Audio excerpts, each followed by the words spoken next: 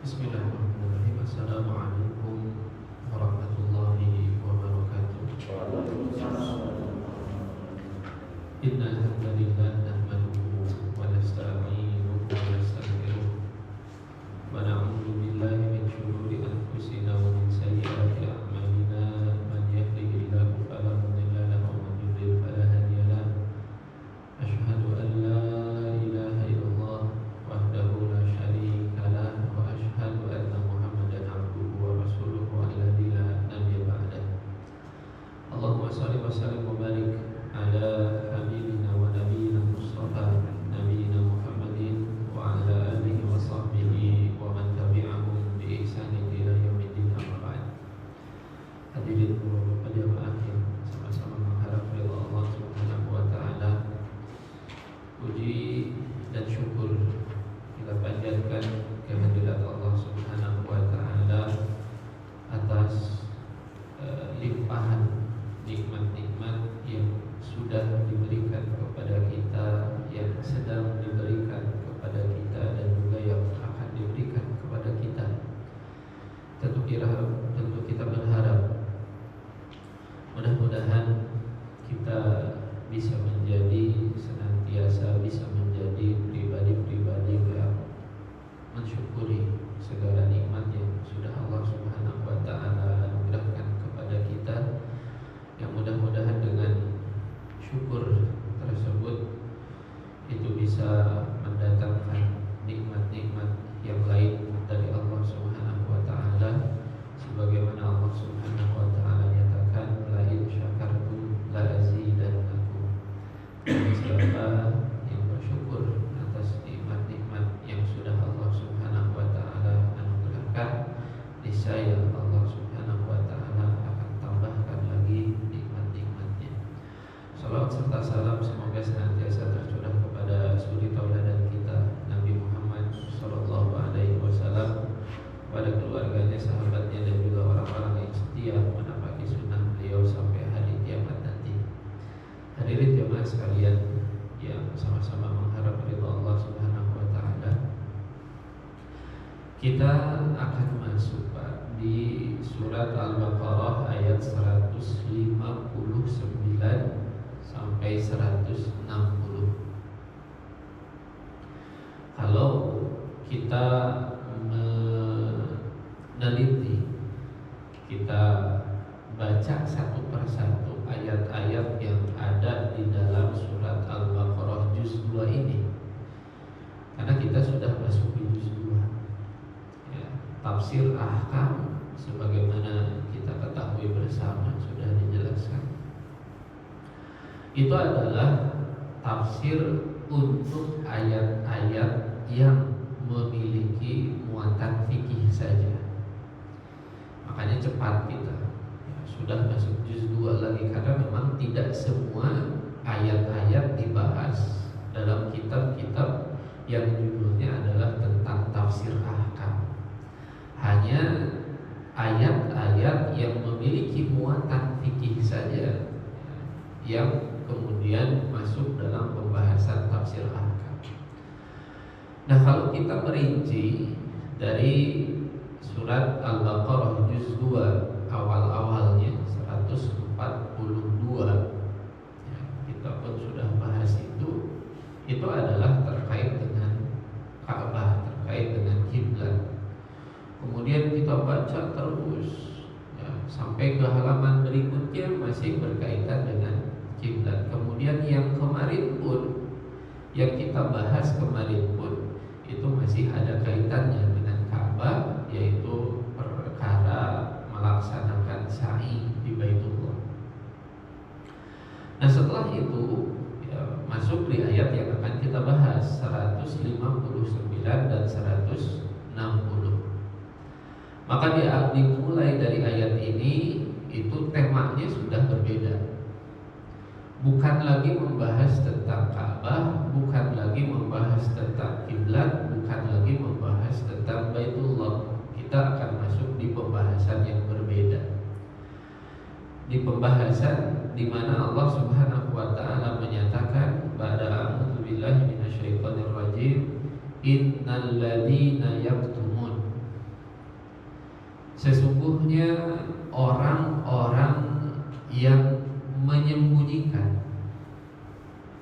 ma anzalna, apa-apa yang telah kami turunkan, minal bayyinat, dari bukti-bukti, wal huda, serta petunjuk, mim ba'di ma bayyanahu linnas, setelah kami jelaskan hal tersebut kepada manusia, fil kitab, di dalam kitab. Ulaika, mereka itulah, yal'anuhumullah, akan mendapatkan laknat dari Allah, wa yal'anuhumul la'inun, dan mereka juga akan mendapatkan laknat dari makhluk-makhluk lain yang memberikan laknat. Illal ladzina tabu, kecuali orang-orang yang taubat, wa aslahu, dan mereka memperbaiki diri, wa bayyanu, dan mereka kemudian menjelaskan, faulaika, maka mereka itulah atubu alaihim, yang akan aku terima taubatnya, wa ana tawwabur rahim, dan akulah yang maha penerima taubat serta maha pengasih. Itu sedikit terjemahnya, Pak. Maka kalau kita melihat penjelasannya, di sini disebutkan innal ladzina yaktumuna ma anzalna minal bayyinati wal huda. Sesungguhnya orang-orang yang menyembunyikan apa? Al bayyinati wal huda, yaitu petunjuk serta bukti-bukti, bukti-bukti serta petunjuk, yaitu di sini dijelaskan al ayatul wadhihah ad-dalatu 'alal haqq, yaitu bukti-bukti yang jelas yang menunjukkan kepada kebenaran. Wal huda sama, yaitu kullu ma yadullu 'alal khair, segala sesuatu yang menunjukkan kepada kebaikan, wa yahdi ila rusydi, dan memberikan bimbingan petunjuk kepada kebenaran.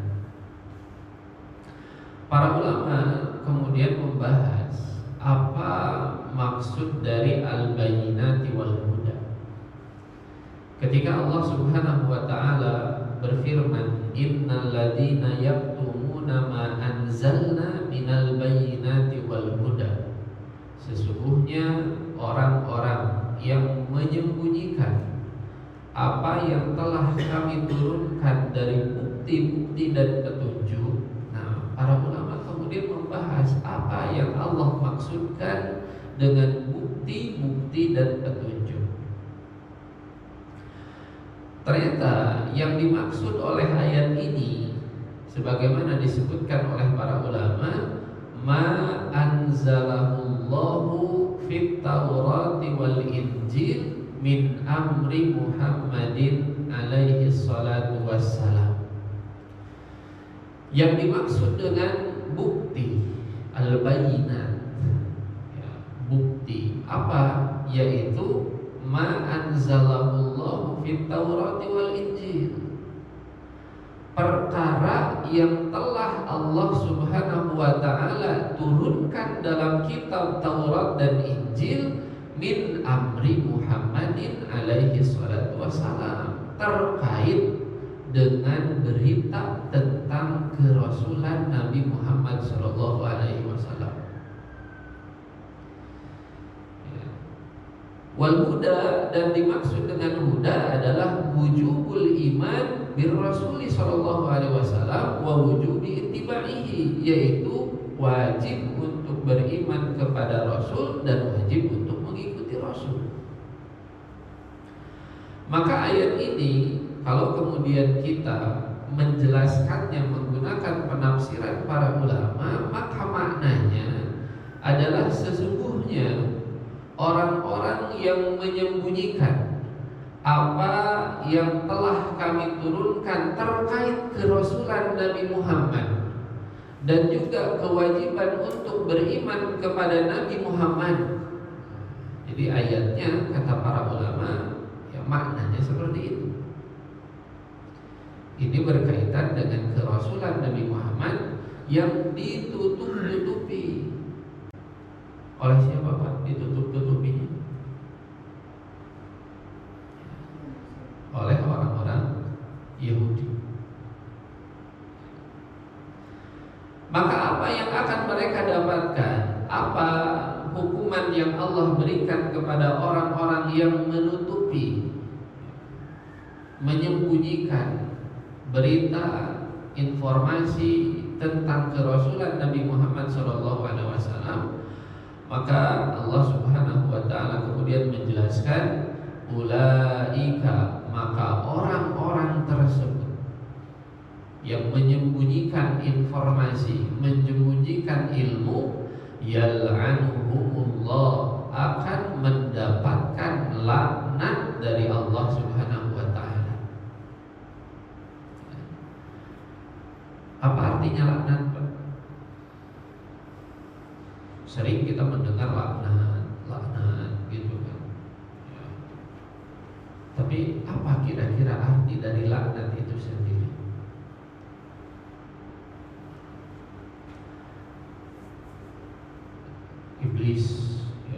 Iblis mendapatkan laknat dari Allah Subhanahu wa taala.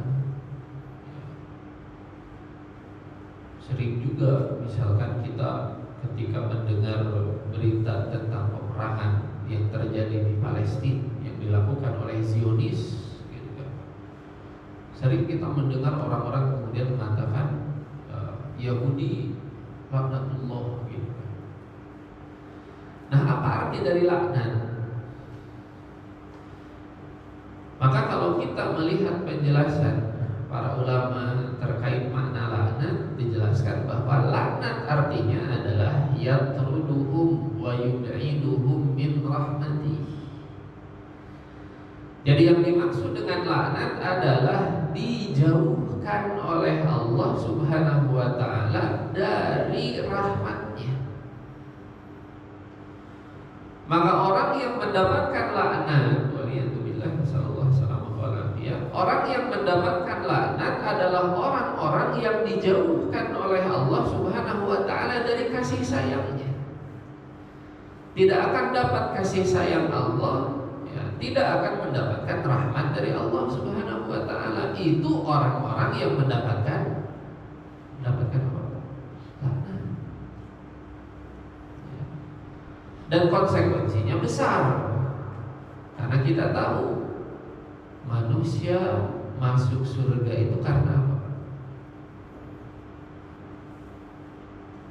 Kita tahu bersama. Kata Nabi SAW, lan yudkhila ahadakum amaluhu al-jannata.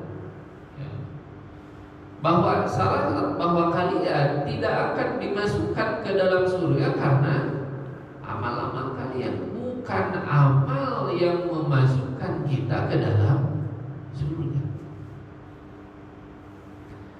Kalau begitu apa yang menyebabkan kita bisa masuk surga?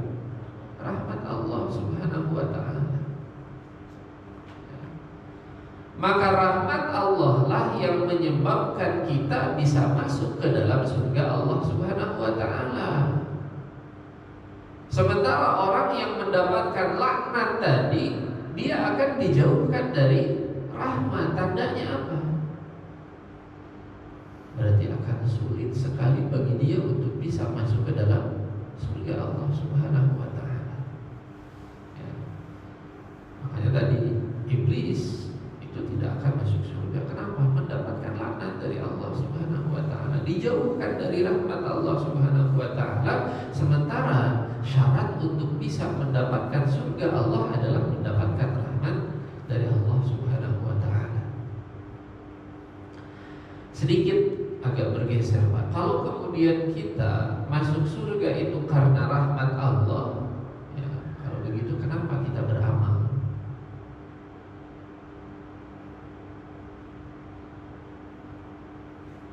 Kenapa kita beramal? Kalau masuk surga itu karena rahmat Allah, apa fungsi dari amal kita?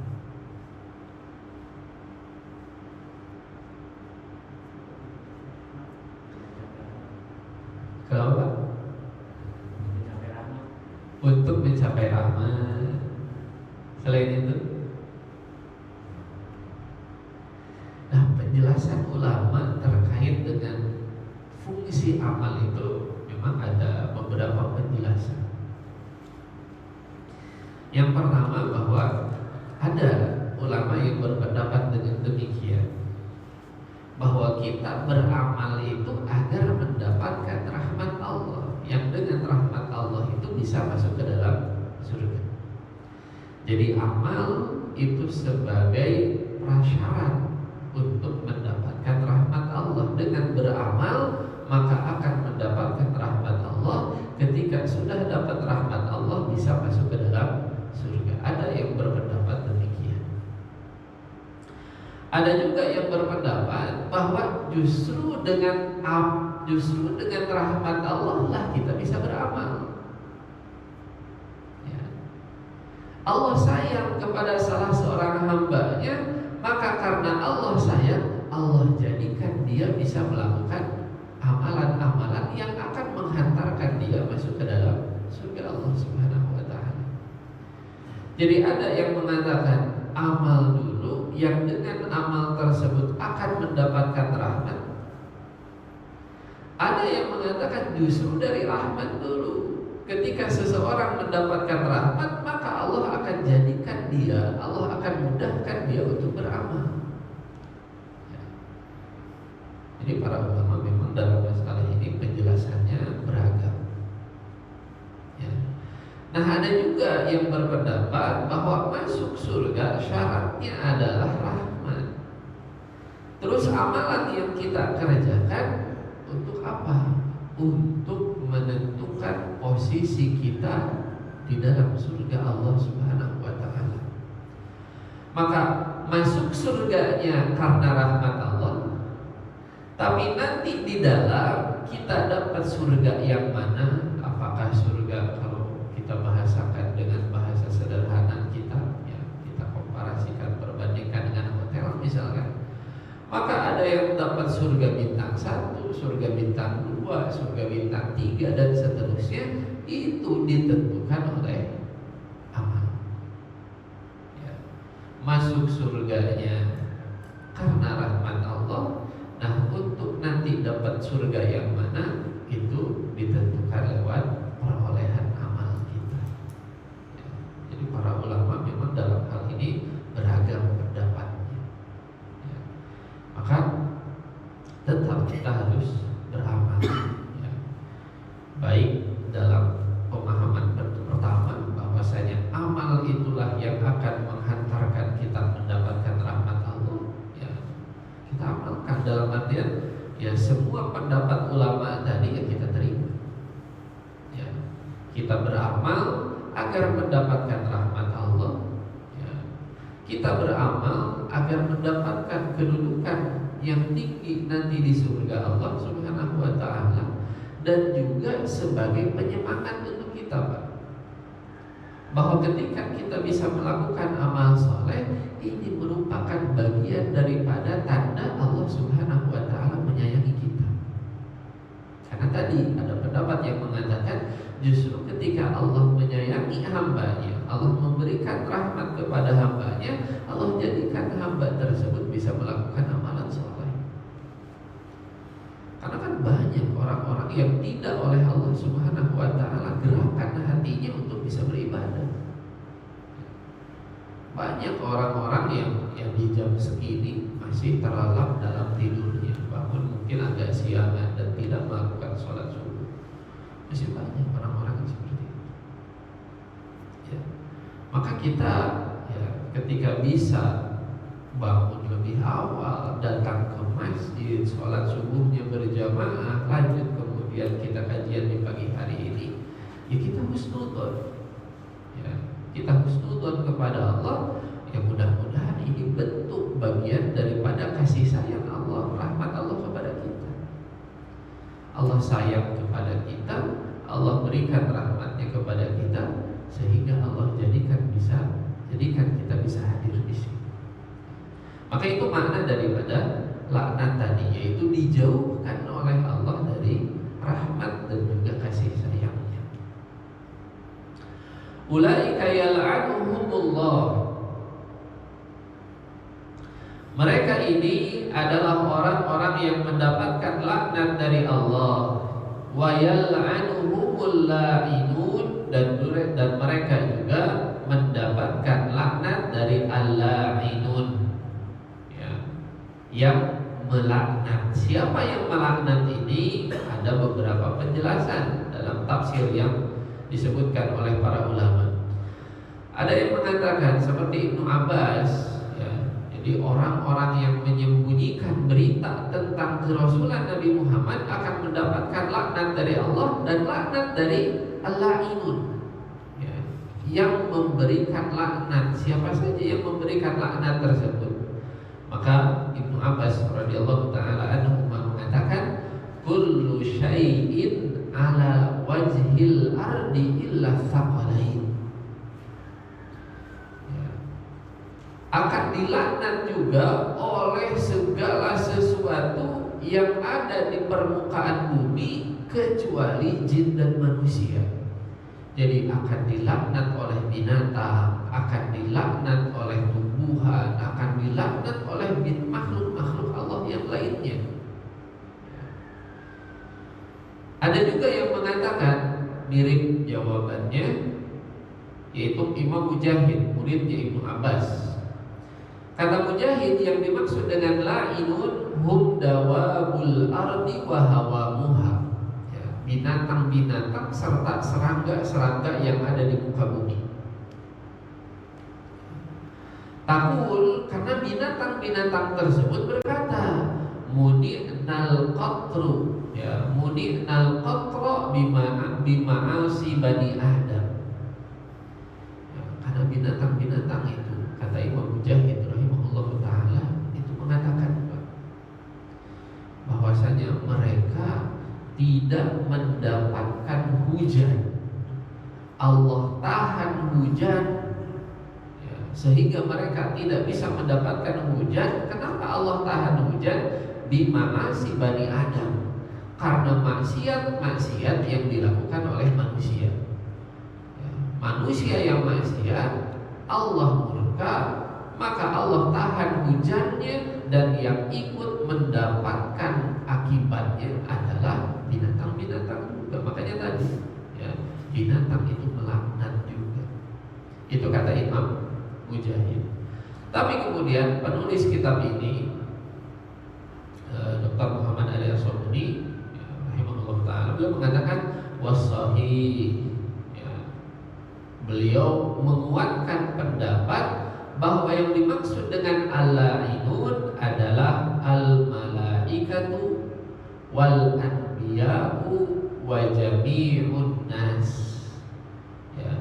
Jadi akan mendapatkan laknat dari Allah, laknat dari para malaikat, laknat dari para nabi, dan laknat dari seluruh manusia, ya. Kenapa beliau menguatkan jawaban yang ini? Kata beliau, karena Allah menjelaskan di ayat setelahnya 161, ulaika alaihim laknatullahi wal malaikati wan nasi ajma'in, ya, mereka akan mendapatkan laknat dari Allah, laknat dari malaikat, dan laknat dari seluruh manusia. Dan Al-Quran, kata beliau, satu sama lain itu saling menafsirkan. Jadi ada banyak ayat yang oleh Allah Subhanahu wa ta'ala penafsirannya, penjelasannya Allah sebutkan langsung di dalam Al-Quran itu sendiri. Contohnya misalkan, apa arti at-thariq, Pak? Ya, kita baca di dalam Al-Quran juz amma kan ada was-sama'i Fatih Al-Tariq, ya, Allah jelaskan, Allah jawab juga. Ya, setelahnya yaitu An-Najmus Tsaqib, bintang yang cahayanya terang. Jadi Al-Quran itu satu sama lain saling menafsirkan. Ketika Allah Subhanahu wa ta'ala berbicara tentang wali-wali Allah, siapa yang dimaksud dengan wali-wali Allah? Allah jelaskan di ayat setelahnya, ya, alladzina amanu wa kanu yattaqun, orang beriman dan bertakwa. Jadi syarat untuk menjadi wali dua. Ya. Kalau kita ingin menjadi wali Allah, syaratnya dua, beriman dan bertakwa. Kata Ibnu Katsir, barang siapa beriman kepada Allah, bertakwa kepada Allah, maka dia adalah wali Allah Subhanahu wa ta'ala. Jadi Al-Quran itu satu sama lain saling mentafsirkan. Maka kata Dr. Muhammad Ali As-Sabuni, yang dimaksud dalam ayat 159 wa yal'anuhumul la'inun, siapa al-la'inun? Penjelasannya di 161. Ya, ulaika alaihim la'natullahi wal malaikati, ya, wan nasi ajma'in. Kemudian kenapa para ulama, ya, menyebutkan bahwa al-bayyinat wal huda, perkara yang disembunyikan itu adalah terkait dengan kerasulan Nabi Muhammad, ini ada kaitannya dengan asbabun nuzul. Apa yang menjadi sebab turunnya ayat? Dijelaskan bahwa nazalat hadhil ayatul karimatu fi ahlil kitab hina su'ilu amma ja'a fi kutubihim min amri Nabi sallallahu alaihi wasallam. Dijelaskan dalam kitab-kitab bahwa ayat ini turun fi ahlil kitab, terkait dengan ahlul kitab. Ahlul kitab itu adalah Yahudi dan Nasrani, orang-orang yang mendapatkan kitab dari Allah Subhanahu wa ta'ala. Hina su'ilu, manakala orang-orang ahlul kitab ini ditanya amma ja'a fi kutubihim, terkait apa yang disebutkan dalam kitab-kitab mereka min amrin Nabi sallallahu alaihi wasallam, terkait dengan kerasulan Nabi Muhammad sallallahu alaihi wasallam. Fakatamu, justru ternyata orang-orang ahlul kitab ketika ditanya mereka menyembunyikannya, walam yukhbiru anhu, tidak mau ngasih tahu. Hasadan wa bughdhan, karena mereka dengki dan benci. Rawa As-Suyuti fi Durril Mansur an Ibnu Abbas radhiyallahu anhu anna Mu'adz bin Jabal, ya, diriwayatkan oleh Imam As-Suyuti dalam kitab tafsir yang judulnya Ad-Durrul Mansur dari sahabat Ibnu Abbas radhiyallahu anhu. Kata Ibnu Abbas, salah seorang sahabat Nabi yang namanya Mu'adz bin Jabal beserta dengan beberapa sahabat yang lain sa'alu nafaran min ahbaril yahud. Mereka bertanya kepada pendeta-pendeta Yahudi, rabi-rabi Yahudi. Sekarang mereka disebutnya rabi. Amba lima fi Taurat, terkait kandungan Taurat, fakatamuhum iya. Ternyata rabi-rabi Yahudi ini menyembunyikannya. Wa abau an yukhbiru, mereka enggan, menolak untuk memberitahukannya. Fa'anzalallahu fihim, maka Allah turunkan kepada orang-orang Yahudi ini, terkait orang-orang Yahudi ini, innal ladzina yaktumuna ma anzalna minal bayyinati wal huda. Jadi kan kita pun sekarang banyak Pak menemukan video-video orang-orang yang mu'alaf, ya, pembahasan tentang Bible gitu kan, dari zamannya Ahmad Dedan, kemudian Zakir Naik gitu kan. Kita ya mungkin tertarik juga, ya, karena penasaran, ya, apakah ada penjelasan tentang Nabi Muhammad di dalam kitab-kitab mereka. Kita kadang-kadang suka penasaran juga. Dan penasaran ini pun ada di kalangan para sahabat. Makanya para sahabat kemudian bertanya, ya, karena para sahabat kan mendapatkan di dalam Al-Quran bahwasanya berita tentang Nabi Muhammad itu sudah ada dalam kitab-kitab terdahulu. Ya. Kita ingat dalam surat As-Saff, ya, Allah menjelaskan mimba ismuhu Ahmad, gitu kan. Ucapan Nabi Isa pada Bani Israel bahwasanya saya diutus kepada kalian untuk memberikan berita gembira akan kedatangan seorang Rasul setelahku yang namanya Ahmad. Ada di Al-Quran itu. Maka ya, para sahabat ingin mengkonfirmasi gitu, pengen tahu ada nggak yang mana, gimana sih bunyi ayatnya. Tapi ternyata oleh orang-orang Yahudi, ya, mereka tidak mau menjelaskannya. Ya.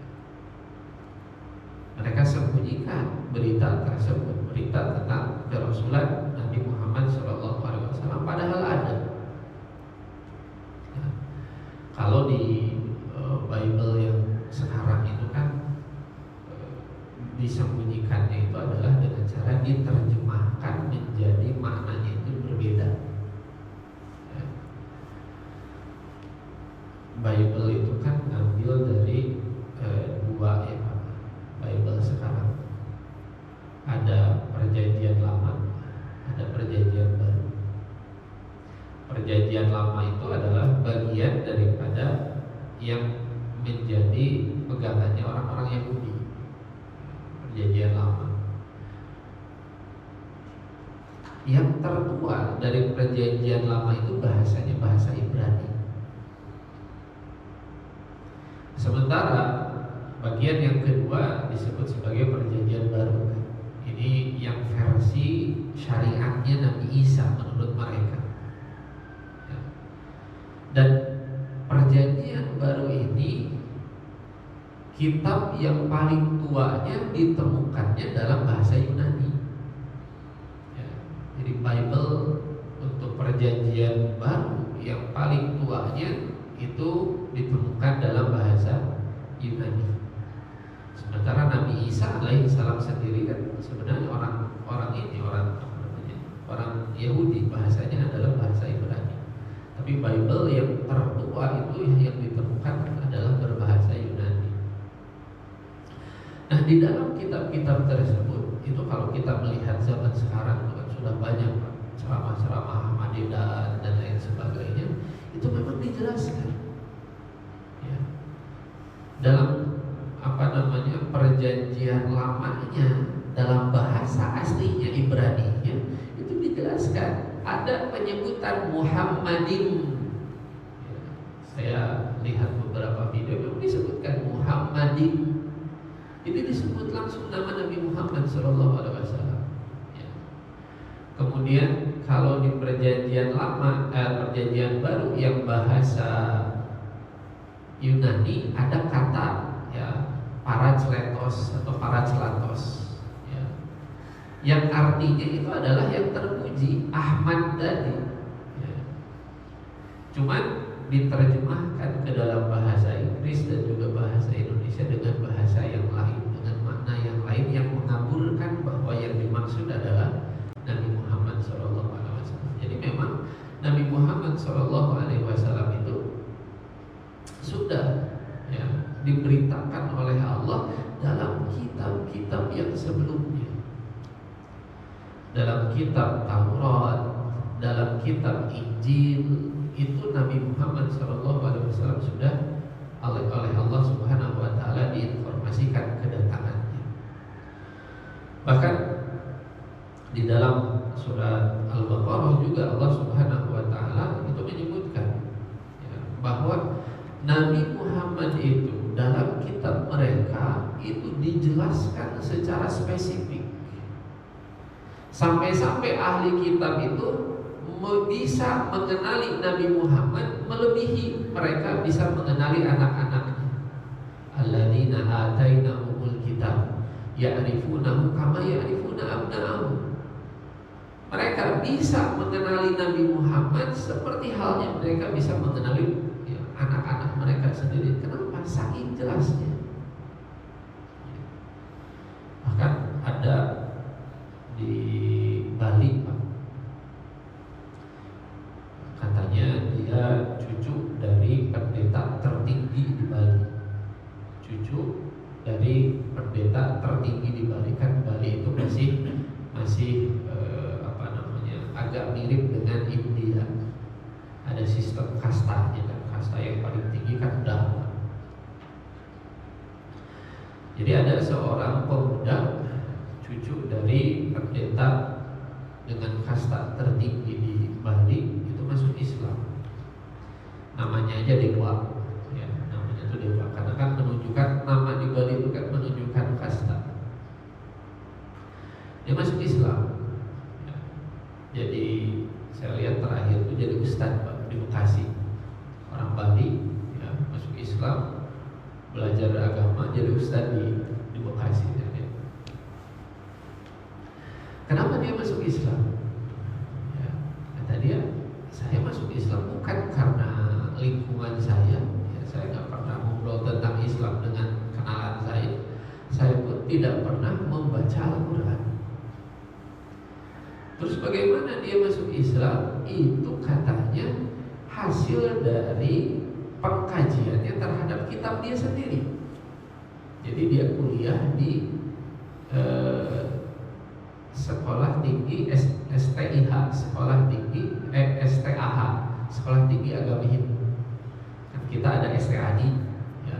Ternyata ada STAH juga, sekolah tinggi agama Hindu di Bali. Nah ternyata orang-orang Hindu itu sedang menunggu sosok yang disebut sebagai Kalki Avatara, avatar terakhir. Yang dijelaskan dalam kitab tersebut, Kalki Avatara itu naik unta. Ya, ini kitabnya orang Hindu, Pak. Yang mereka tunggu adalah sosok yang menunggang unta. Sementara di India ada unta tuh? Nggak ada. Ya, jadi Kalki Avatara itu menunggang unta. Kemudian apa? Kemudian dia akan berjuang dengan 4 orang sahabatnya. Kira-kira siapa? 4 orang sahabatnya. Ya, kita mengenalnya berapa orang sini. Kemudian ayahnya namanya adalah Vishnu Yash. Vishnu itu kan dewanya Tuhannya, Yash itu hamba. Ya, jadi hamba Tuhan. Kalau diterjemahkan ke dalam bahasa Arab, jadi apa? Abdul. Ibunya kalau diterjemahkan ke dalam bahasa Arab artinya sama dengan Aminah. Maka dia lihat, oh ternyata sosok yang digambarkan dalam kitab mereka itu merujuk kepada Nabi Muhammad SAW. Makanya memang ada tokoh di India ya, itu yang menyeru masyarakat Hindu untuk memeluk Islam. Kenapa? Karena yang mereka tunggu dalam kitab mereka itu adalah Nabi Muhammad. Jadi kalau kita melihat bahwa berita tentang kerasulan Nabi Muhammad itu memang sudah Allah Subhanahu wa Ta'ala jelaskan. Sudah Allah Subhanahu wa Ta'ala beritakan. Ternyata oleh orang-orang Yahudi dan Nasrani disembunyikan, informasinya tidak diberitakan. Makanya oleh Allah Subhanahu wa Ta'ala kemudian diberikan laknat. Nah, dari ayat ini para ulama kemudian menjelaskan ya, al-ahkam asy-syar'iyyah, sisi hukumnya apa yang bisa diambil dari ayat ini. Maka di sini dijelaskan, para ulama kemudian membahas hal hadhil ayat khassatun bi ahbaril yahudi wan nasara. Apakah ayat ini hanya terbatas kepada para pendeta Yahudi Nasrani saja?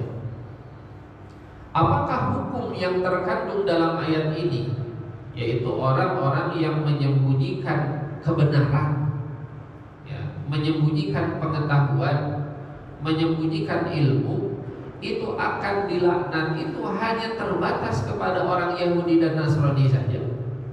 Nah, itu menjadi pembahasan para ulama. Di sini dijelaskan al-ayatul karimatu nazalat fi ahli kitab min ahbari Yahud.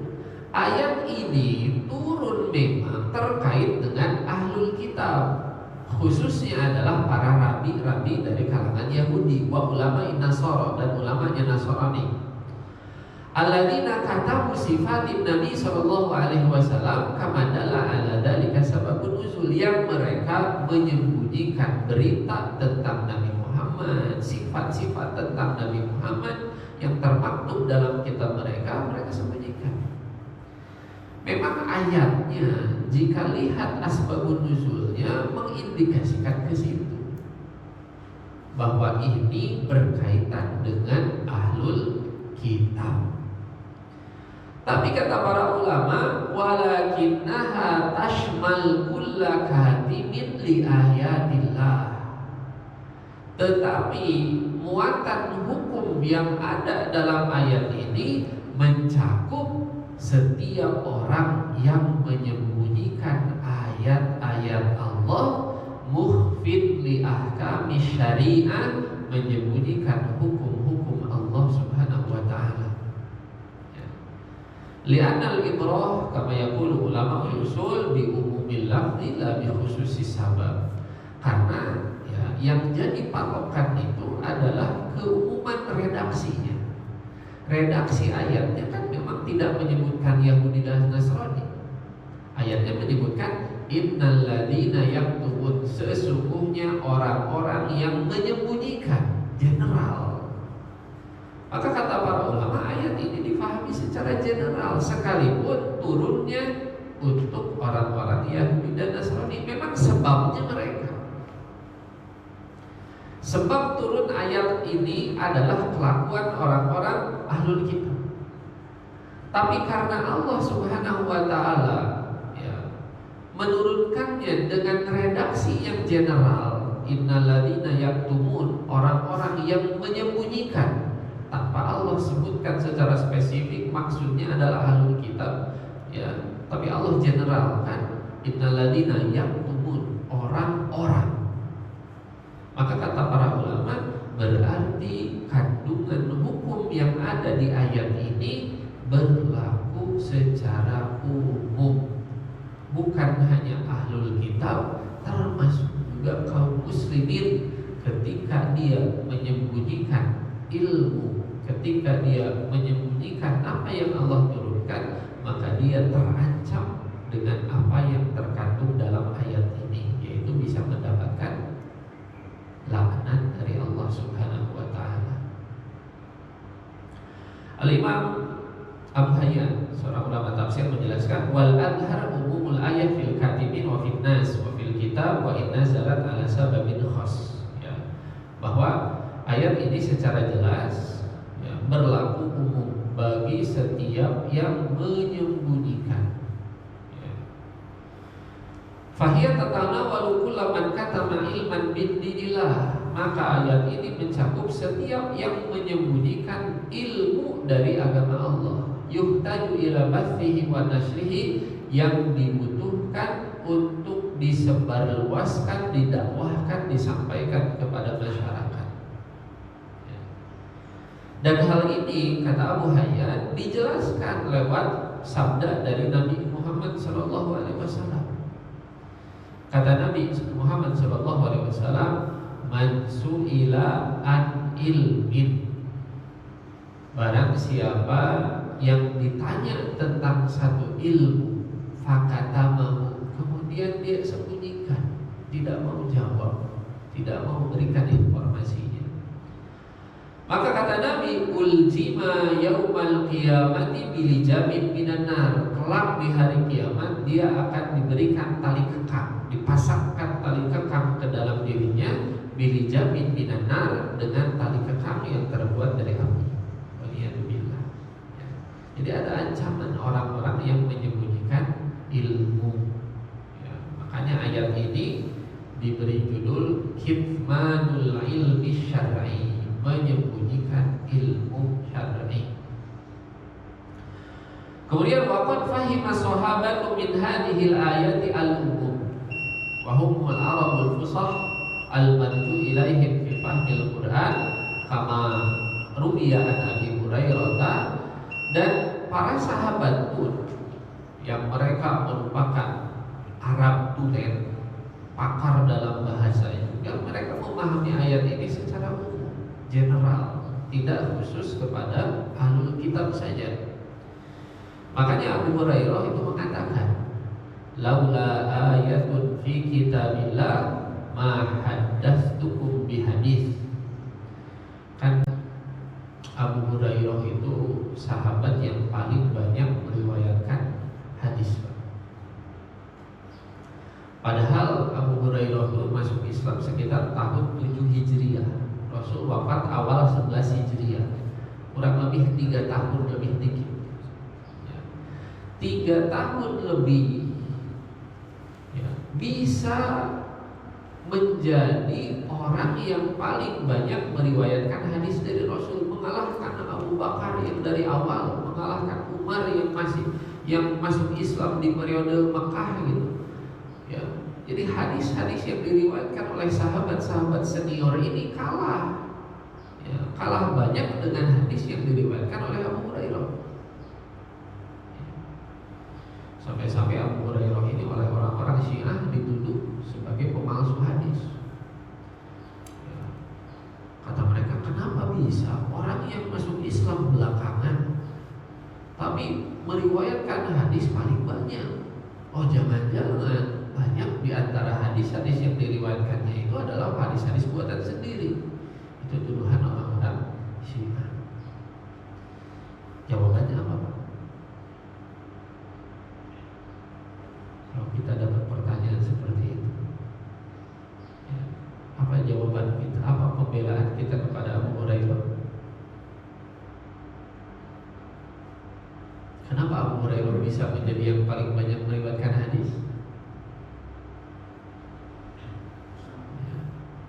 Ya, karena kondisinya berbeda antara Abu Bakar, Umar dengan Abu Hurairah. Abu Bakar rumahnya itu di luar Madinah, sibuk juga dengan usahanya. Umar pun sibuk dengan usahanya berdagang. Sementara Abu Hurairah ya, itu kan dari Yaman datang ke Madinah ya, tanpa keluarga, tanpa tempat tinggal. Jadi tinggalnya sebagaimana kita tahu, di mana tinggalnya Abu Hurairah, Pak? Ya, di masjid, di emperan masjid Ahlu Suffah.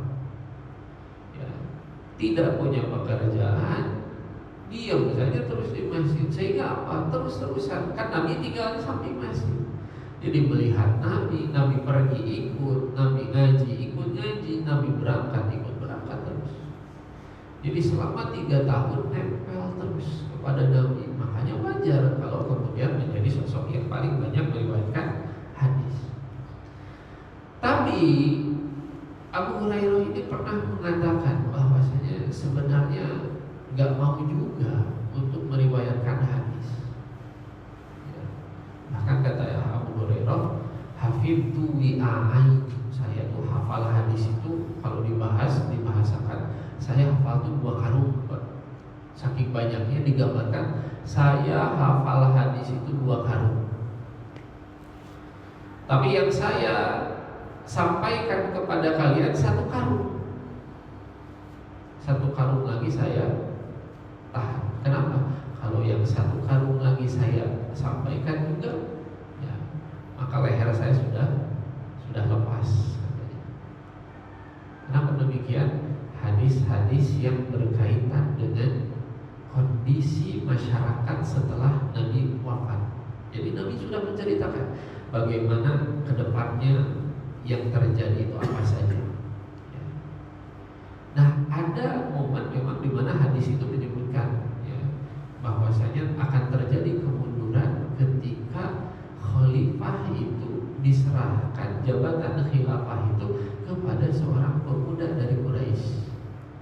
Pemuda Quraisy ini akan menyebabkan banyak masalah. Ya.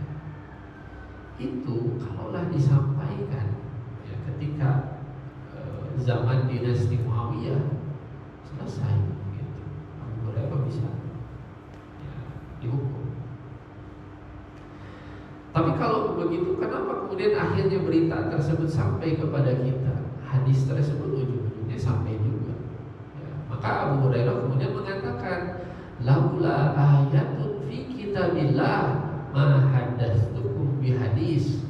Kalaulah bukan karena satu ayat dalam Al-Qur'an, maka saya tidak akan menyampaikan hadis kepada kalian. Kalau bukan karena satu ayat di dalam Al-Qur'an, saya tidak akan menyampaikan hadis kepada kalian. Ayat apa? Summa ta'ala qaulahu ta'ala. Kemudian Abu Hurairah membacakan ayat Al-Baqarah 159 ini. Innal ladzina yaktumuna ma anzalna minal bayyinati wal huda min ba'di ma bayyanahu lin-nasi fil kitab ulaika yal'anuhumullah wa yal'anuhumul la'inun.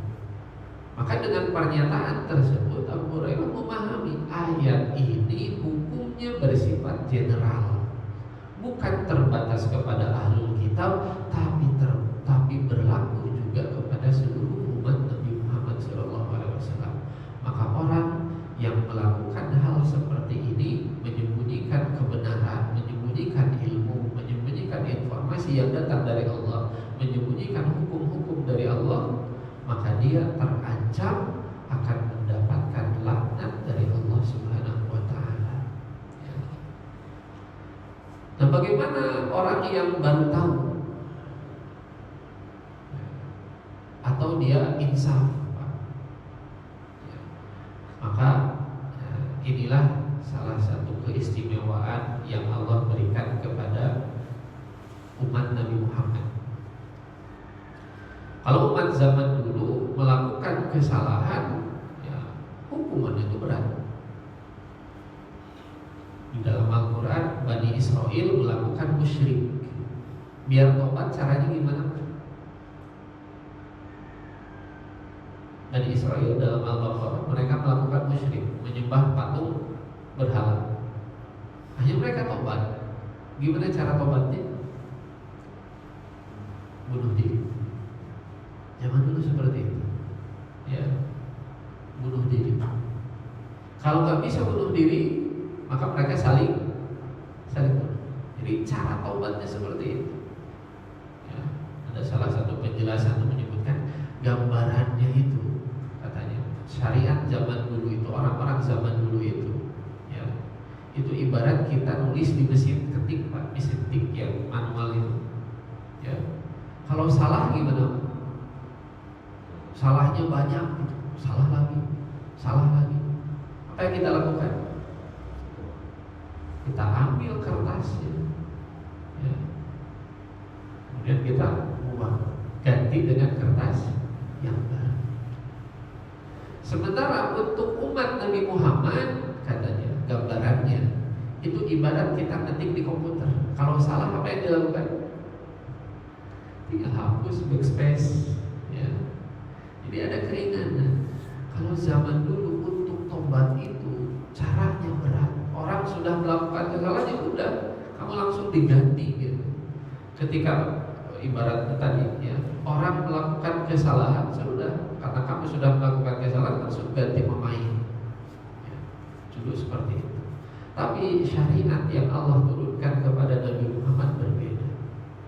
Ya, syariat yang, ya, kata Nabi juga, ya, jitu bil hanifiyati samha, agama yang memberikan kemudahan.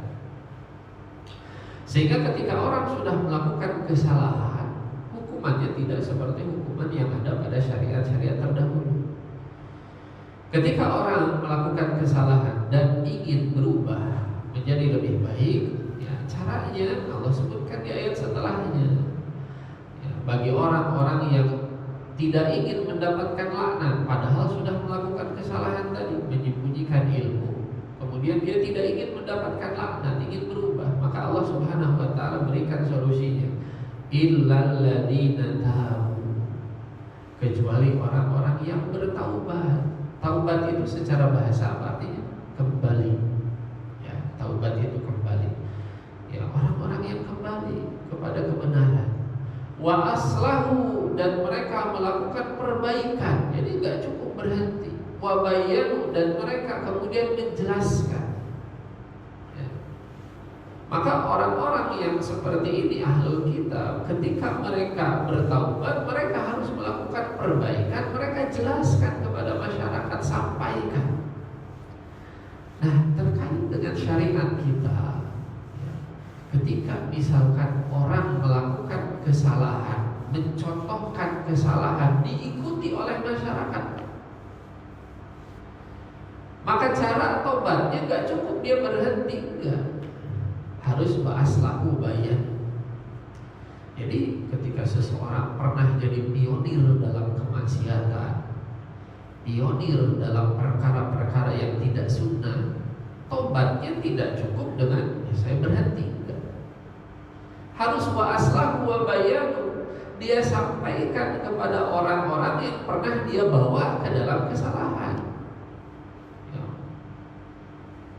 Diajarkan hal yang buruk, hal yang tidak sesuai sunnah misalkan. Ya. Maka ketika tobat harus sampaikan bahwasanya apa yang pernah saya ajarkan dulu salah. Ya. Jangan kamu lakukan. Yuk kita kembali kepada yang benar. Tidak cukup kemudian bertobat sendiri saja, dia harus aslahu wa bayan. Kalau kemudian orang-orang yang dia dulu ajak, ya, ketika diajak untuk kembali kepada yang benar menolak, ya, maka dia harus menyatakan bahwasanya saya sudah menyampaikan yang benar. Kalau kalian tidak mau ikut apa yang saya sampaikan ini, kebenaran yang saya bawa ini, maka saya berlepas diri dari kalian. Saya sudah menyampaikannya, sudah aslahu wa bayan. Ya. Jadi memang berat. Ketika kita menjadi pionir dalam keburukan, ya memang tugasnya berat. Ketika ingin berubah, tidak cukup kita yang berubah, kita juga harus menyampaikan yang benar tersebut kepada orang-orang yang pernah menjadi pengikut kita. Maka kalau bisa melakukan ini, bertaubat, melakukan perbaikan, kemudian menjelaskan ya, yang salah dulu, ya, faulaika atubu alaihim, maka kepada mereka lah atubu alaihim, ya aku akan terima taubatnya. Maka orang-orang inilah orang yang aku terima taubatnya. Wa ana tawwabur rahim, dan aku kata Allah Maha penerima taubat dan Maha penyayang. Jadi itu terkait dengan tafsir dari surat Al-Baqarah 159 berkaitan dengan ancaman bagi orang-orang yang menyembunyikan kebenaran, menyembunyikan ilmu syar'i, menyembunyikan hukum-hukum Allah Subhanahu wa taala. Dan bagi orang yang bertaubat haruslah disertai dengan al-islah, ya, memperbaiki dan juga menjelaskan kembali kebenarannya kepada masyarakat yang pernah ikut terhadap pendapatnya yang lama. Demikian yang bisa disampaikan. Silakan kalau ada yang ditanyakan.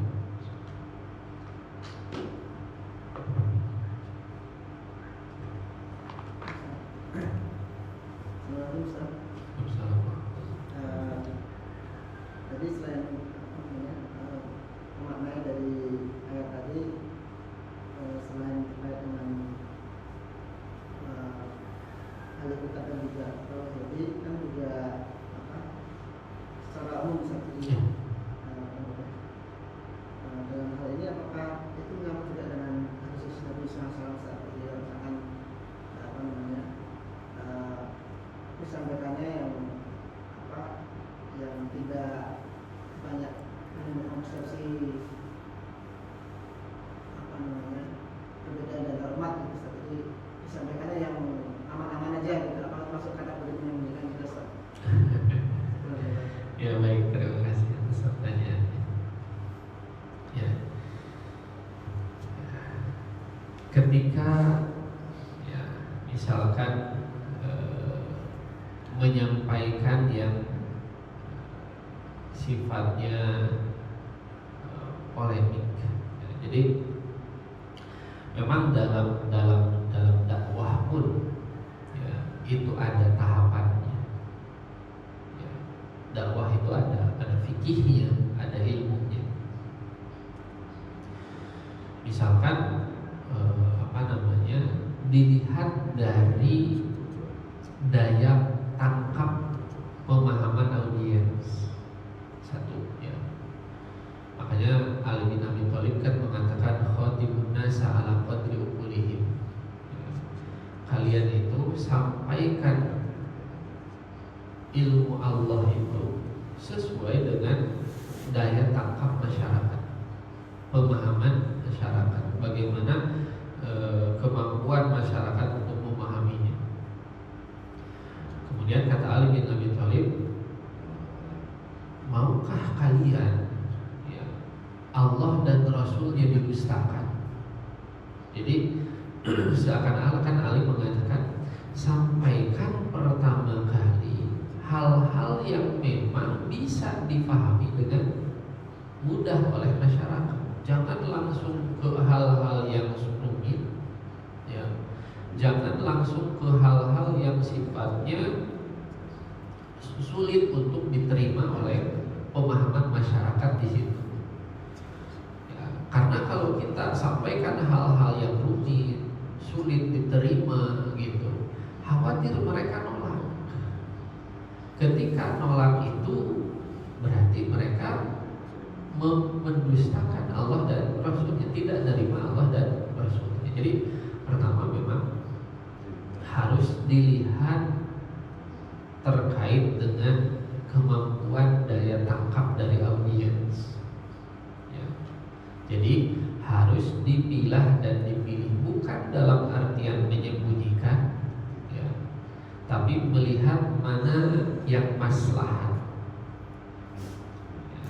Itu yang pertama. Kemudian dilihat juga dari segi tadi penerimaan dan dampaknya. Ya.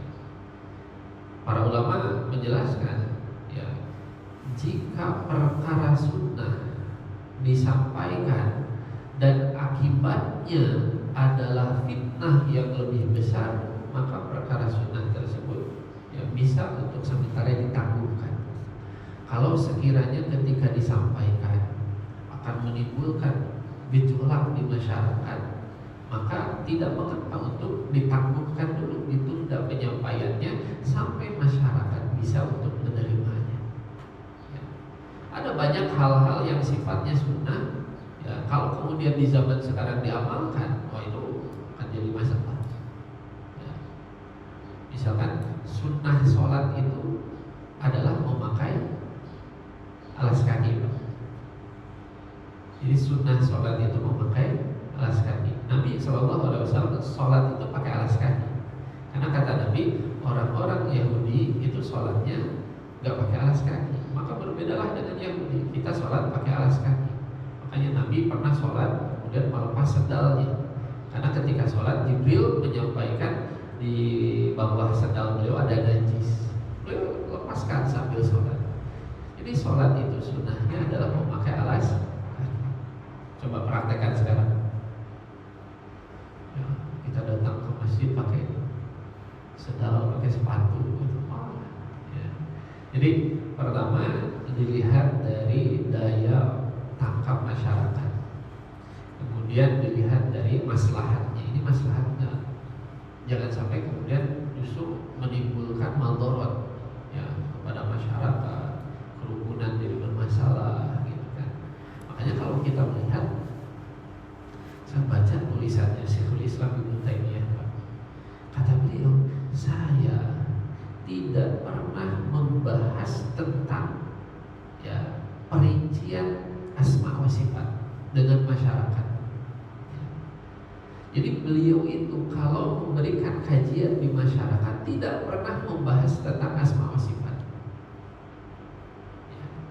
Jadi untuk hal-hal yang detail, ya, kemudian bisa menimbulkan polemik gejala gitu. Ya beliau menghindari itu. Cukup masyarakat itu ya mengetahui, memahami hal-hal yang global saja. Ya. Bahwa misalkan wajib beriman kepada Allah, ya, iman dalam hal tauhid rububiyah, uluhiyah, asma wa sifat, segitu aja. Tapi perinciannya beliau tidak pernah jadikan itu sebagai materi kajian umum kepada masyarakat. Kenapa? Tadi masyarakat belum tentu bisa memahami dan khawatir akan menimbulkan gejolak. Tapi kan kita temukan penjelasan rinci terkait masalah asma wa sifat dalam penjelasan Ibnu Taimiyah. Betul, beliau pelajari itu sampai rinci, ya, untuk menjawab kalau ada yang nanya. Ya. Jadi untuk sengaja beliau membahas tentang hal-hal yang rinci, detail dalam pembahasan agama, itu beliau tidak berikan kepada masyarakat. Ya. Jadi terkait kita mengambil materi yang sifatnya cari aman, ya, kalaulah basisnya seperti tadi, ya, satu, melihat dari audiensnya ini sudah bisa menerima atau belum, ya, yang kedua dilihat dari apakah akan menimbulkan mafsadah, ya, madharat yang lebih besar gitu. Maka kalaulah basisnya seperti itu, maka memang ya tidak mengapa kita cari yang aman-aman saja materinya, ya. Dan itu bukan bagian daripada menyembunyikan ilmu, ya. Nah, yang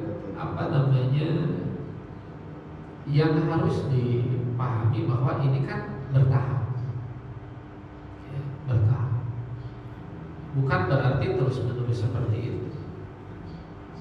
Dan dalam fikih dakwah itu ada yang membaginya menjadi 3. Ketika kita berdakwah itu ada 3 tahapan. Tahapan pertama itu tabligh, tahapan kedua taklim, tahapan ketiga itu takwin.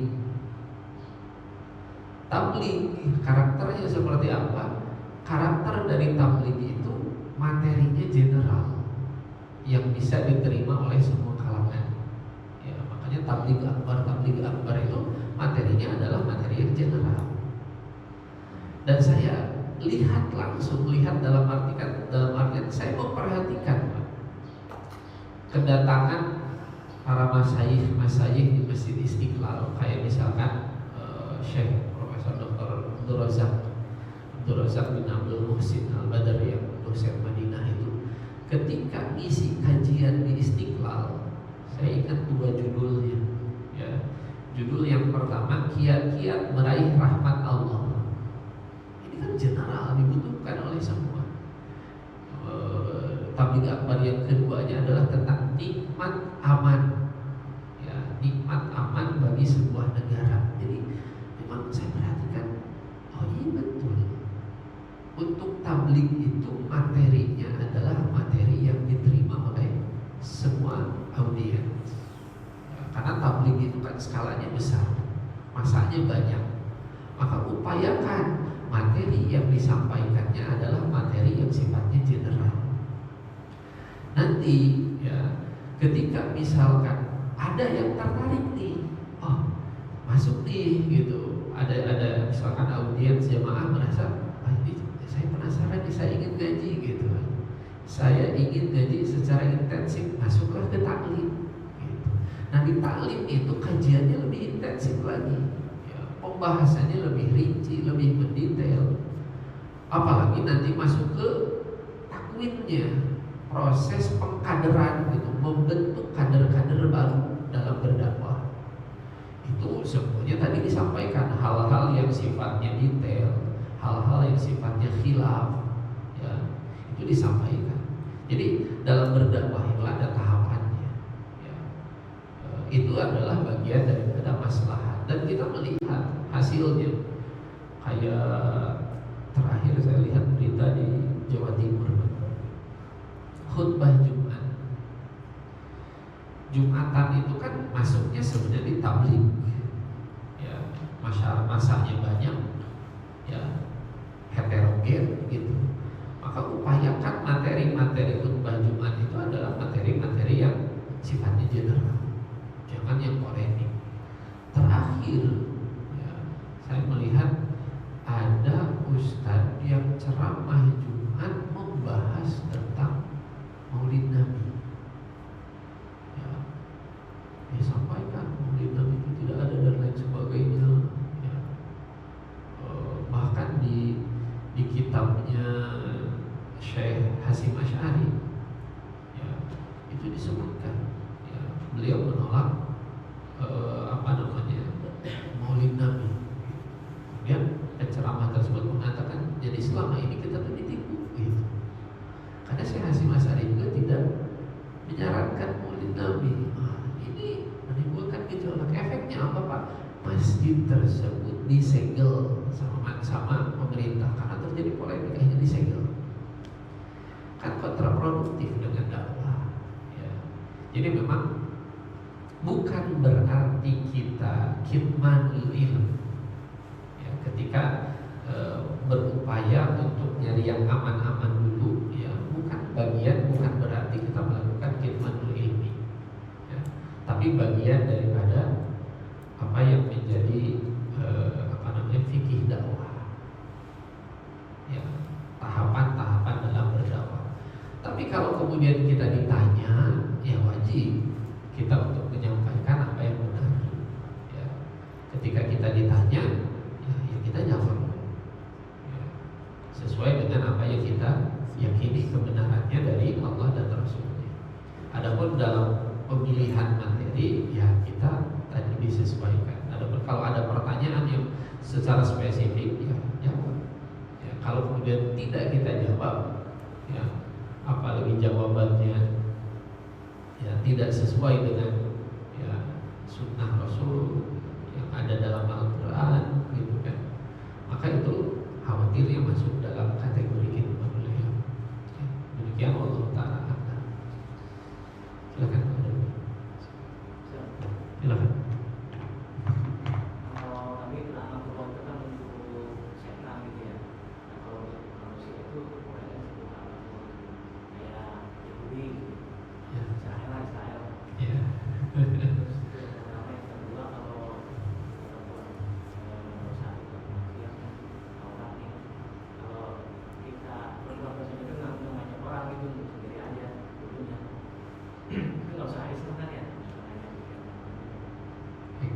Dua, Pak.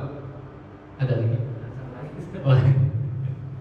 Satu lagi, kalau misalkan kita ngajak orang untuk pilih ini gitu, kayak presiden atau gubernur gitu, ternyata yang dipilih sama kita itu orangnya adalah apa yang kita ada gitu, kita promosikan itu nggak bagus gitu. Ya, perlu istilah lagi, gimana gitu? Baik, terima kasih atas pertanyaan. Yang pertama, kan laknat itu yang nyata-nyata itu disebutkan ditujukan kepada iblis yang sudah mendapatkan laknat dari Allah Subhanahu wa Ta'ala. Nah, apakah kepada manusia itu dibolehkan? Nah, pada dasarnya Nabi SAW mengatakan Muslim itu laisa bila'anin, ya. Muslim itu bukanlah orang yang sangat mudah menyematkan laknat. Jadi bukan karakter Muslim orang yang bermudah-mudah dalam melaknat. Sehingga sebisa mungkin kita tidak mengatakan hal tersebut. Ya, kecuali memang sosok-sosok yang memang di dalam Al-Quran, di dalam hadis dinyatakan dilaknat oleh Allah dan Rasulnya. Ya, misalkan Firaun gitu kan, itu jelas-jelas dilaknat. Nah, adapun secara panduan dari Nabi, ya anjurannya adalah kita tidak banyak melakukan atau menyematkan laknat ini. Ya, seperti misalkan laknat kepada Israel gitu, apalagi Israel itu kan memang jadi polemik juga sekarang. Polemik dalam artian Israel itu kan nama Nabi. Ya, Nabi Nabi Yakub alaihi salam gelarnya adalah Israel. Jadi ketika Israel laknatullah, agak gimana gitu. Ya, sekalipun memang yang kita maksud adalah orang zaman sekarang, ya, negara zaman sekarangnya. Tapi tadi ada hal yang tidak tidak enak gitu. Karena Israel itu adalah nama Nabi. Yahudi, ya tidak semua Yahudi seperti itu. Karena yang melakukan hal-hal yang jelek sekarang itu kan Zionis ya. Di Yahudi juga banyak yang memerangi Zionis ya, gitu. Orang-orang yang mendemo tidak setuju kepada pemikiran para Zionis ya. Jadi bagusnya adalah kita tidak bermudah-mudah untuk melaknat. Karena kata Nabi, Muslim itu laisa bil'ani, bukan orang yang mudah melaknat. Itu satu. Yang kedua adalah terkait dengan kalau melakukan dosa sendiri, ya, kemudian tobat, apakah perlu islah? Ya islah dalam artian islah memperbaiki diri. Ya kalau tidak pernah ajak-ajak ya tidak perlu ya kepada yang lain. Makanya memang anjurannya itu adalah bahwasanya kita itu menampakkan amal soleh dan kita menyembunyikan dosa. Ya, anjurannya jangan pernah kita ceritakan kita sudah pernah melakukan dosa apapun, tidak usah cerita. Ya. Jadi sembunyikan. Cukup hanya kita dan Allah saja yang tahu tentang kekhilafan yang sudah kita lakukan. Ya. Kalau kita tarik ke hadis wajabat-wajabat, Pak, kan ada hadis yang Rasulullah SAW sedang berkumpul dengan sahabatnya, tiba-tiba ada jenazah lewat. Ya, di dalam hadis dinyatakan para sahabat memuji jenazah tersebut, jenazah baik, orang soleh dan lain sebagainya. Kata Nabi wajabat. Lewat lagi jenazah yang lain, maka para sahabat ini jenazah bukan orang baik, gitu ya. Dulunya gini. Kata Nabi wajabat. Heran para sahabat, ya Rasulullah, apa maksud wajabat? Maka kata Nabi SAW, apa yang kalian persaksikan atas saudara kalian kebaikan maka wajib, ya, wajib baginya mendapatkan surga. Ketika kalian bersaksi bahwa saudara kalian ini baik, ya, maka dia akan mendapatkan surga. Ketika kalian bersaksi bahwasanya saudara kalian ini buruk, maka dia akan mendapatkan neraka. Kenapa demikian? Kata Nabi SAW di akhir hadis, fa'antum syuhada'ullahi fil ardh. Kalian adalah saksi-saksi Allah kelak di akhirat. Ya. Kalian saksi-saksi Allah di muka bumi yang akan memberikan persaksian kelak di akhirat. Maka dari hadis ini para ulama menjelaskan idharul amal. Jadi kita dianjurkan untuk menampakkan amal soleh. Ya. Menampakkan amal soleh itu seperti apa? Ya amal-amalan, ibadah-ibadah yang sifatnya kolektif. Kita sholat berjamaah, ngaji, yaitu ya harus gitu. Ya. Kenapa demikian? Agar akan banyak yang menjadi saksi kita nanti di hadapan Allah. Karena di akhirat itu kan nanti ditanya juga orang-orang yang mengenal kita. Ya jangan sampai kemudian di akhirat itu ada orang-orang yang bersaksi, ya Allah saya tahu si fulan ini suka maksiat, gitu, si fulan ini suka ini, si fulan ini pernah melakukan ini. Ya jangan sampai ada saksi-saksi di akhirat yang memberatkan kita. Makanya sembunyikan kesalahan khilaf kita dari orang lain. Ya.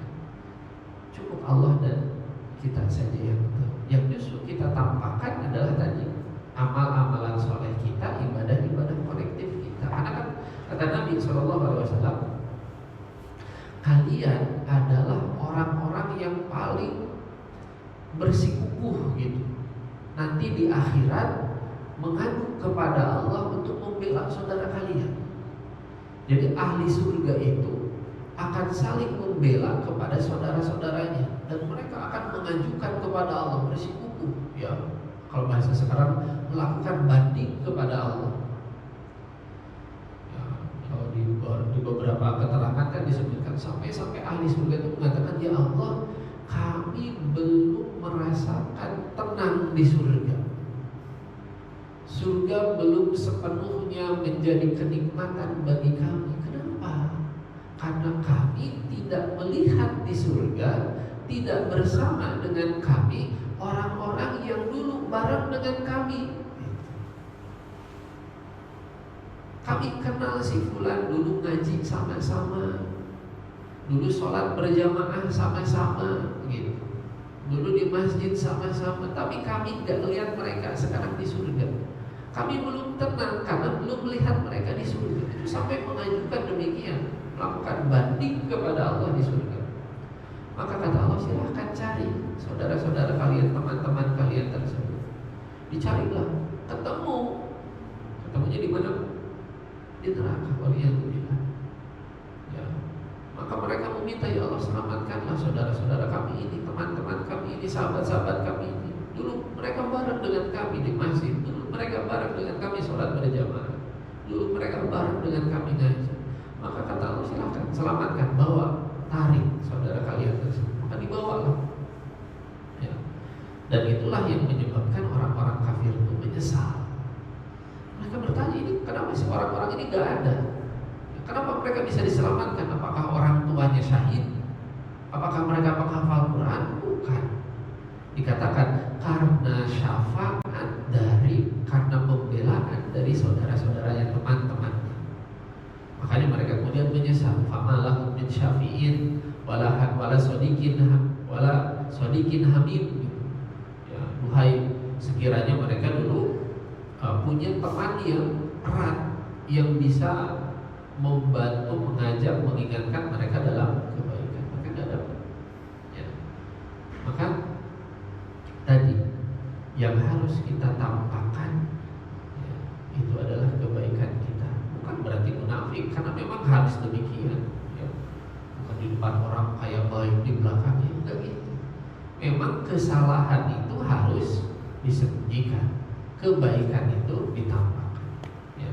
Nah, harapannya adalah ketika misalkan banyak yang mengajukan kebaikan, yang ngasih rekomendasi, Pak, ibaratnya gitu. Ya. Ketika orang yang ngasih rekomendasi itu banyak, ya, kan proposalnya itu potensi untuk di ACC-nya kuat. Semakin banyak yang ngasih rekomendasi, maka semakin besar peluang untuk diterimanya. Ya. Maka mudah-mudahan tadi semakin banyak yang ngasih persaksian kebaikan tentang kita di hadapan Allah, maka Allah terima itu. Makanya tadi, ya, kalau kita melakukan kesalahan cukup sendiri saja. Ya, semua manusia melakukan kesalahan. Ya, jangan pernah ceritakan kepada yang lain. Cukup kita dan Allah saja yang tahu. Ya, dan islahnya adalah memperbaiki diri sendiri saja. Yang tadi enaknya itu gitu. Karena kalau ngajak-ngajak capek, kita harus tobat, kemudian benerin juga orang-orang yang pernah kita ajak. Kemudian yang ketiga, kalau kita ngajak untuk memilih pemimpin, ternyata yang terpilih nggak bagus, gitu. Ya. Maka yang pertama, dasar dari ajakan kita itu apa? Ya. Jadi kita harus punya dasar. Kalau kemudian kita mengajak orang untuk memilih calon tertentu dengan alasan misalkan ya semuanya bermasalah, tapi yang ini madorotnya lebih sedikit, ya nggak masalah. Ya. Jadi ada kalanya kita itu sekalipun semua calonnya bermasalah, tetap kita harus milih mana? Milih yang paling sedikit madorotnya. Jangan sampai si ini yang kepilih, kenapa sih ini madorotnya lebih besar gitu, dampaknya lebih besar, ini bahayanya kalau si ini terpilih lebih besar, maka pilih aja si ini, ya, yang madorotnya lebih sedikit. Ya. Kalau dasarnya adalah bahwa ya kita memilihnya agar si ini yang madorotnya lebih besar tidak terpilih, kemudian si ini ya tadi ya, tidak baik, ya memang resikonya, karena dari awal kita juga sudah mengatakan itu tidak baik, dan kita memilihnya untuk meminimalisir tidak baik yang lebih besar. Tapi kalau kita memilihnya karena faktor yang lain, gitu ya, kita tim sesnya, ya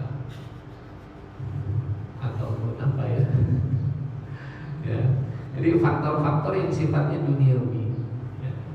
Kalau misalnya adalah duniawi, ya, dan kita ajarkan dan jelas-jelas salah ya, mau tidak mau harus bertanggung jawab. Ya. Islah dan tamyiz. Kita datang, mohon maaf dulu saya ngajak ternyata seperti ini, kita datang kepada mereka minta maaf. Ya. Demikian Allah Ta'ala. Kita masih ada cukup kan? Kita coba dulu Pak, ya. Dan kita mudah-mudahan dari apa yang kita bahas, ya, ada manfaat yang bisa kita ambil. Yang benar mutlak datangnya dari Allah dan yang salah dari keterbatasan ilmu yang saya miliki. Kita akhiri